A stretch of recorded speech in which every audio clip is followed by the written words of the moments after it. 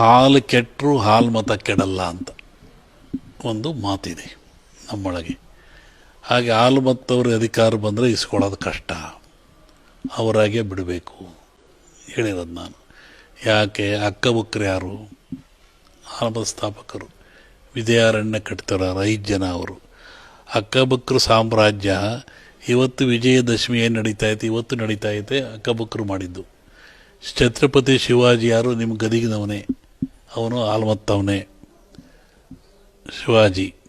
ಆಮೇಲೆ ಆ ರಾಣಿ ಕಾಶಿ ದೇವಸ್ಥಾನ ಕಟ್ಟಿಸಿ ರಾಣಿ ಆಕೆಯು ಆಲ್ಮತ್ತವಳೆ. ಹಿಂಗೆ ಆಲ್ಮತ್ ಸಮಾಜದಲ್ಲಿ ಲೋಕೋತ್ತರ ಕಾಣಿಕೆಗಳಿದ್ದಾವೆ. ಅವರು ಒಂದು ರೀತಿಯ ದೈವ ಬಲ ಇದೆ. ಎಲೆಕ್ಷನ್ ಊಟ ಮೊದಲು ಆಲ್ಮತ್ತರು ಬವಣಿಗೆ ಮಾಡುವಂತಾರೆ.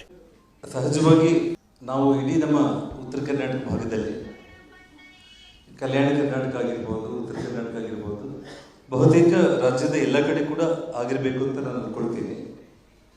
ಹಾಲುಮತ ಸಮಾಜದವರ ಜೊತೆಯಲ್ಲಿ ಯಾವುದೇ ಒಂದು ಕಾರ್ಯಕ್ರಮ ನಾವು ಪ್ರಾರಂಭ ಮಾಡಿದ್ರು ಕೂಡ, ಯಾವುದೇ ಒಂದು ವಿಚಾರ ನಾವು ಪ್ರಾರಂಭ ಮಾಡಿದ್ರು ಕೂಡ ಹಾಲುಮತ ಸಮಾಜದವರ ಕೈಯಲ್ಲಿ ನಾವು ಯಾವುದೇ ಕಾರ್ಯ ಪ್ರಾರಂಭ ಮಾಡಿದ್ರು ಕೂಡ ಅದು ಶುಭಪ್ರದ ಮತ್ತು ದಿಗ್ವಿಜಯಾಗಿ ನಡೆಯುತ್ತೆ ಅನ್ನುವಂಥ ಒಂದು ಕಾರಣಕ್ಕೆ ಇಲ್ಲಿ ಗೊತ್ತಿರುವ ನಮ್ಮ ದಮ್ಮೂರವರು ಜಾಲಿಕೋಟೆ ರಾಮಣ್ಣ ಅಂತೇಳಿ ಹಾಲುಮತ ಸಮಾಜದವರು, ಅವರ ಹೆಸರಲ್ಲಿ ನಾನು ಪಕ್ಷ ನೋಂದಣಿಯನ್ನ ಮಾಡಿದ್ದು. ಅವರ ಹೆಸರಲ್ಲಿ ಪಕ್ಷ ನಾನು ಸ್ಥಾಪನೆ ಮಾಡಿದಂಥದ್ದು. ಉಡುಪಿ ಹೋದಂತ ಸಂದರ್ಭದಲ್ಲಿ ಕೃಷ್ಣನ ದರ್ಶನ ಆಗೋದಿಲ್ಲ, ಕೃಷ್ಣನ ದರ್ಶನ ಆಗೋದಿಲ್ಲ. ಅವತ್ತು ರಾತ್ರಿ ಒಂದು ಮೂಲೆಯಲ್ಲಿ ಕೃಷ್ಣನ ನೋಡ್ಬೇಕು ಅಂತಂದೇಳಿ ಕನಕದಾಸರು ಕುತ್ಕೊಳ್ತಾರೆ. ಅವತ್ತು ಒಂದ್ ದಿವಸ ಭೂಮಿ ಕಂಪನ ಆಗುತ್ತೆ. ಅಷ್ಟೊತ್ತಿಗೆ ಎದ್ದು ಬಿಡ್ತಾರೆ. ಅವ್ರು ಎದ್ದು ಬಿಟ್ಟು ಹೇಳ್ತಾರೆ, ಏಕೆ ನಡುಗಿದೆ ತಾಯಿ ಈ ನಡುರಾತ್ರಿಯಲ್ಲಿ, ಏಕೆ ನಡುಗಿದೆ ತಾಯಿ. ಬಹುಶಃ ಈ ರಾಜ್ಯದಲ್ಲಿ ಒಬ್ಬ ಹಾಲುಮತ ಸಮಾಜದ ವ್ಯಕ್ತಿಗಳು ಯಾವಾಗ ನೊಂದು ಕಾಣ್ತಾರೋ ಪ್ರಕೃತಿನೂ ಕೂಡ ಸ್ಪಂದಿಸೋದಿಲ್ಲ ಅನ್ನೋದು ಸಾಕಷ್ಟು ಉದಾಹರಣೆಗಳಿದ್ದಾವೆ. ಸಾಕಷ್ಟು ಉದಾಹರಣೆಗಳು. ಕೊಡಗಿನಲ್ಲಿ ಬಹಳಷ್ಟು ಅನಾಹುತಗಳಾದವು. ಇದನ್ನ ಹೇಳಕ್ ನನಗೆ ವೇದಿಕೆಗಳು ಸಿಕ್ಕಿರಲಿಲ್ಲ. ಆ ಸಂದರ್ಭದಲ್ಲಿ ನನಗೆ ನೆನಪಾಗಿತ್ತು, ಏಕೆ ನಡುಗಿದೆ ತಾಯಿ ಕೊಡಗಿನೊಳ್ಳು, ಏಕೆ ನಡುಗಿದೆ ತಾಯಿ. ಈ ರಾಜ್ಯದಲ್ಲಿ ಹಲವಾರು ಭಾಗ್ಯವನ್ನ ನೀಡಿ ಹೀನಾಯವಾಗಿ ಸೋಲಿಸಿದರೆಂದು ನಡುಗಿದೆಯಾ, ಏಕೆ ನಡುಗಿದೆ ತಾಯಿ ಈ ನಡುರಾತ್ರಿಯಲ್ಲಿ, ಏಕೆ ನಡುಗಿದೆ ತಾಯಿ. ಇವೆಲ್ಲ ಪ್ರಶ್ನೆಗಳು ಹಾಕೊಂತ ಹೋಗ್ತಿದ್ದೆ ನಾನು. ಇದಕ್ಕೇನಾದ್ರೂ ನಡುತ್ತಾ?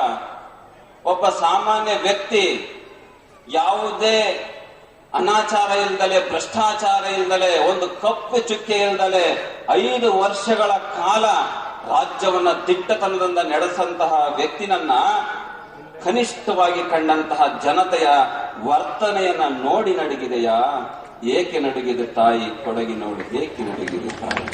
ಈ ವಿಡಿಯೋಗೂ ಮೊದಲು ನೀವು ಒಟ್ಟು 3 ಬೈಟ್ಗಳನ್ನು ನೋಡಿದ್ರಿ. ಒಂದು ನಿರಂಜನಾನಂದಪುರಿ ಶ್ರೀಗಳು ಆಡಿದಂತಹ ಮಾತುಗಳು, ಮತ್ತೊಂದು ಹಾಲಿ MLA ಜನಾರ್ದನ್ ರೆಡ್ಡಿ ಅವರು ಆಡಿದಂಥ ಮಾತು, ಮತ್ತೊಂದು ಕೋಡಿಮಠದ ಶ್ರೀಗಳು ನುಡಿದಂತಹ ನುಡಿಗಳು. ಕೋಡಿಮಠದ ಶ್ರೀಗಳು ಹಾಲು ಮತ ಅಂದರೆ ಕುರುಬ ಸಮುದಾಯದ ಬಗ್ಗೆ ಒಂದು ಮಾತನಾಡ್ತಾರೆ. ಹಾಲು ಕೆಟ್ಟರೂ ಹಾಲು ಮತ ಕೆಡೋದಿಲ್ಲ. ಹಾಲು ಮತದವರ ಕೈಗೆ ಅಧಿಕಾರ ಸಿಕ್ಕಿದ್ರೆ ಅವರಾಗೆ ಅಧಿಕಾರವನ್ನು ಬಿಡಬೇಕಾಗುತ್ತೆ ಹೊರತು ಬಲವಂತವಾಗಿ ವಶಪಡಿಸ್ಕೊಳ್ಳೋಕ್ಕಾಗಲ್ಲ. ಯಾಕಂದರೆ ಅವರಿಗೆ ಹಾಲು ಮತ ಅಂದರೆ ಅವರಿಗೆ ದೈವ ಬಲ ಇದೆ, ಅವರು ದೈವಿ ಪುರುಷರು ಅಂತಲೇ ಪ್ರತೀತಿ ಇದೆ. ಹೀಗಾಗಿ ಆ ದೈವ ಬಲ ಇರುವಂತಹ ಆ ಸಮುದಾಯದ ವ್ಯಕ್ತಿಗಳು ಯಾವುದಾದ್ರೂ ಅಧಿಕಾರದಲ್ಲಿದ್ದರೆ ಅವರಿಂದ ಅಧಿಕಾರ ಕಸಿದುಕೊಳ್ಳೋದು ಕಷ್ಟ. ಹಾಗೆ ಜನಾರ್ದನ್ ರೆಡ್ಡಿಯವರು ನಮ್ಮ ಕಲ್ಯಾಣ ಕರ್ನಾಟಕ ಭಾಗ ಮತ್ತು ಕಿತ್ತೂರು ಕರ್ನಾಟಕ ಭಾಗ, ಇತ್ತೀಚೆಗೆ ಇಡೀ ಕರ್ನಾಟಕದಾದ್ಯಂತ ಈ ಒಂದು ಪರಂಪರೆ ಇದೆ ಅಂತ ನಾನು ಅನ್ಕೋತೀನಿ. ಏನಂದರೆ ನಾವು ಏನೇ ಕೆಲಸ ಮಾಡಿದ್ರು, ರಾಜಕಾರಣಿಗಳಾಗ್ಬೋದು ಅಥವಾ ನಮ್ಮ ಸಾಮಾನ್ಯ ಜನ ಉದ್ಯಮಿಗಳು ನಮ್ಮ ಉತ್ತರ ಕರ್ನಾಟಕ ಭಾಗದಲ್ಲಿ ಅವ್ರು ಯಾವುದೇ ಕೆಲಸ ಮಾಡಿಸಿದ್ರು ಹಾಲು ಮತದವರ ಕೈಯಲ್ಲೇ ಪ್ರತಿಯೊಂದು ಕೆಲಸವನ್ನು ಫಸ್ಟ್ ಮಾಡಿಸ್ತಾರೆ. ಮನೆ ಕಟ್ಟಬೇಕಾದ್ರೆ ಅಥವಾ ಒಂದು ಕಾಂಪ್ಲೆಕ್ಸ್ ಕಟ್ಟಬೇಕಾದ್ರೆ ಹಾಲು ಮತದವರ ಕೈಲಿ ಗುದ್ದಲಿ ಪೂಜೆಯನ್ನು ಮಾಡಿಸ್ತಾರೆ.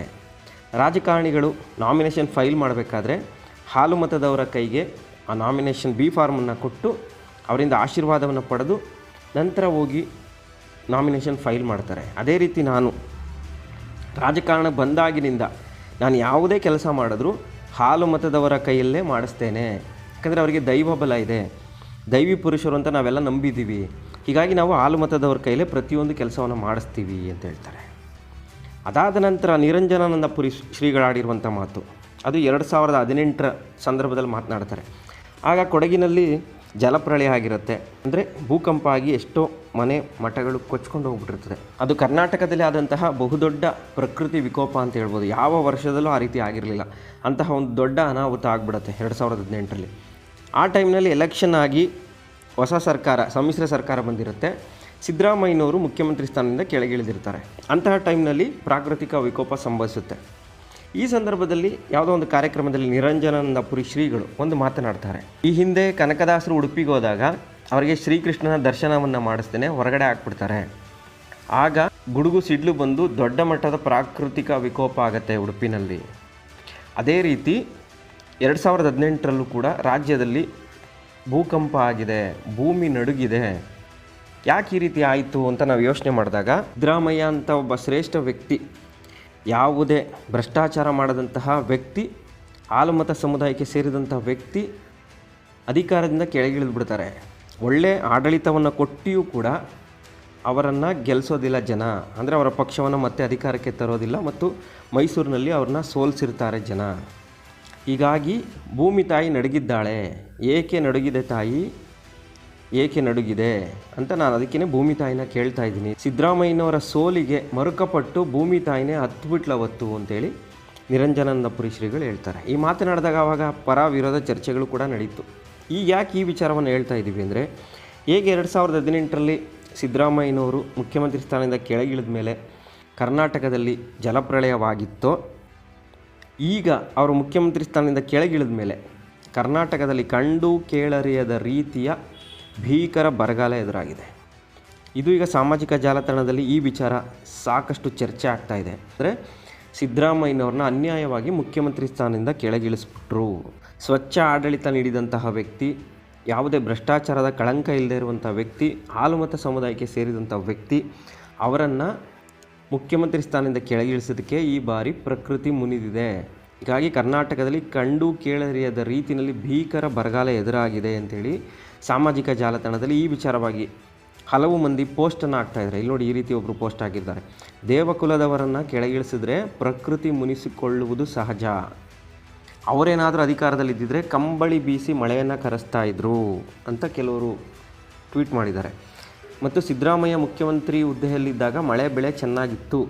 ಸಿದ್ದು ಮುಖ್ಯಮಂತ್ರಿ ಸ್ಥಾನದಿಂದ ಕೆಳಗಿಳಿದಿದ್ದ ತಡ ಪ್ರಕೃತಿ ಕೂಡ ಮುನಿಸಿಕೊಂಡಿದೆ, ಮಳೆನೇ ಬರ್ತಿಲ್ಲ, ಕರ್ನಾಟಕದಲ್ಲಿ ಭೀಕರ ಬರ ಎದುರಾಗಿದೆ ಅಂಥೇಳಿ ಹಲವು ಮಂದಿ ಈ ರೀತಿ ಫೇಸ್ಬುಕ್, ಇನ್ಸ್ಟಾಗ್ರಾಮ್, ಟ್ವಿಟರ್ನಲ್ಲಿ ಪೋಸ್ಟನ್ನು ಮಾಡ್ತಾಯಿದ್ದಾರೆ. ಇದು ಮತ್ತೆ ಚರ್ಚೆಗೆ ಕಾರಣವಾಗ್ತಾ ಇದೆ.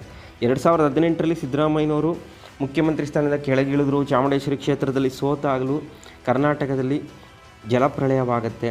ಈಗ ಸಿದ್ದರಾಮಯ್ಯನವ್ರನ್ನ ಮುಖ್ಯಮಂತ್ರಿ ಸ್ಥಾನದಿಂದ ಅನ್ಯಾಯವಾಗಿ ಕೆಳಗಿಳಿಸಿದ್ದಾರೆ. ಹೀಗಾಗಿ ಪ್ರಕೃತಿ ಮತ್ತೆ ಮುನಿಸಿಕೊಂಡಿದೆ. ರಾಜ್ಯದಲ್ಲಿ ಬರಗಾಲ ಎದುರಾಗ್ತಾ ಇದೆ, ಭೀಕರ ಬರಗಾಲ ಬಂದಿದೆ. 140 ವರ್ಷದಲ್ಲೇ ಕಂಡು ಕೇಳರಿಯದ ರೀತಿಯ ಬರಗಾಲ ಎದುರಾಗ್ತಾ ಇದೆ. ಹೋದ ವರ್ಷ ಜೂನ್ ತಿಂಗಳಲ್ಲೇ ಎಲ್ಲ ಜಲಾಶಯಗಳು ಭರ್ತಿಯಾಗಿತ್ತು. KRS ಜಲಾಶಯ, ಆ ಜಲಾಶಯ ಕಟ್ಟಿದಾಗಿನಿಂದನೂ ಕೂಡ ಜೂನ್ ತಿಂಗಳಲ್ಲಿ ತುಂಬಿದಂತಹ ಉದಾಹರಣೆಯೇ ಇರಲಿಲ್ಲ. ಹೋದ ವರ್ಷ ಜೂನ್ ತಿಂಗಳಲ್ಲೇ KRS ಜಲಾಶಯ, ಕಬಿನಿ ಜಲಾಶಯ, ಲಿಂಗನಮಕ್ಕಿ ಇವೆಲ್ಲವೂ ಕೂಡ ಜೂನ್ ತಿಂಗಳಲ್ಲೇ ಭರ್ತಿಯಾಗಿ ಹೊಸ ದಾಖಲೆಯನ್ನು ಸೃಷ್ಟಿ ಮಾಡ್ತವೆ. ಆ ಜಲಾಶಯಗಳು ಕಟ್ಟಿದಾಗಿಂದನೂ ಜೂನ್ ತಿಂಗಳಲ್ಲಿ ಭರ್ತಿ ಆಗಿರಲೇ ಇಲ್ಲ, ಸಂಪೂರ್ಣ ಭರ್ತಿ. ಜುಲೈನಲ್ಲಿ ಭರ್ತಿಯಾಗಿದೆ, ಆದರೆ ಜೂನ್ನಲ್ಲಿ ಭರ್ತಿ ಆಗಿರಲಿಲ್ಲ.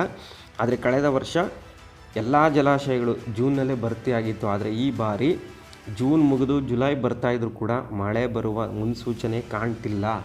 ಅತಿ ಭೀಕರ ಬರ ಎದುರಾಗ್ತಾ ಇದೆ, ಪ್ರಕೃತಿ ಮುನಿಸಿಕೊಂಡಿದೆ ಅಂತೆಲ್ಲ ಸಿದ್ದರಾಮಯ್ಯನವರ ಅಭಿಮಾನಿಗಳು ಮತ್ತು ಈ ಶಾಸ್ತ್ರ ಸಂಪ್ರದಾಯವನ್ನು ನಂಬುವಂಥವರು ಸಾಮಾಜಿಕ ಜಾಲತಾಣದಲ್ಲಿ ಟ್ವೀಟ್ ಮಾಡ್ತಾಯಿದ್ದಾರೆ. ಈಗ ಈ ಟ್ವೀಟ್ಗಳ ಬಗ್ಗೆ ಮತ್ತೆ ಸಾರ್ವಜನಿಕ ವಲಯದಲ್ಲಿ ಪರ ವಿರೋಧ ಚರ್ಚೆಗಳು ಕೂಡ ಆಗ್ತಾಯಿದೆ.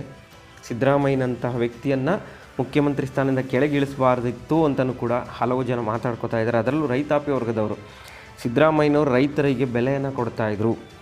ರೈತರು ಯಾವುದಾದ್ರೂ ವಿಚಾರದಲ್ಲಿ ಇಂತಹದ್ದು ಬೇಡ ಅಂದರೆ ಅವರು ಅದಕ್ಕೆ ಕೈ ಹಾಕ್ತಿರ್ಲಿಲ್ಲ.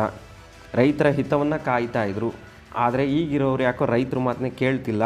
ಹೀಗಾಗಿ ಬರಗಾಲ ಬರ್ತಾ ಇದೆ ಅಂತೆಲ್ಲ ಜನ ಹೇಳಿದ್ದಾರೆ. ಈ ಸಿದ್ದರಾಮಯ್ಯನವರನ್ನು ಮುಖ್ಯಮಂತ್ರಿ ಸ್ಥಾನದಿಂದ ಕೆಳಗಿಳಿಸಿದ್ದಕ್ಕೇ ಮಳೆ ಬರಲಿಲ್ವಾ? ಹಾಗಾದರೆ ಚರ್ಚೆ ಮತ್ತೆ ಜೋರಾಗ್ತಾ ಇದೆ. ಈಗ ತಾನೇ ಜೂನ್ ತಿಂಗಳು ಮುಗಿತಾ ಇದೆ, ಜುಲೈಗೆ ಕಾಲಿಡ್ತಾ ಇದೆ. ಹಲವು ಬಾರಿ ಜೂನ್ ತಿಂಗಳಲ್ಲಿ ಕೈ ಕೊಟ್ಟಂಥ ಮಳೆ ಜುಲೈ ಆಗಸ್ಟ್ ನಂತರ ಹೆಚ್ಚಿನ ಪ್ರಮಾಣದಲ್ಲಿ ಮಳೆ ಬಿದ್ದಂತಹ ಉದಾಹರಣೆಗಳು ಕೂಡ ಇದೆ.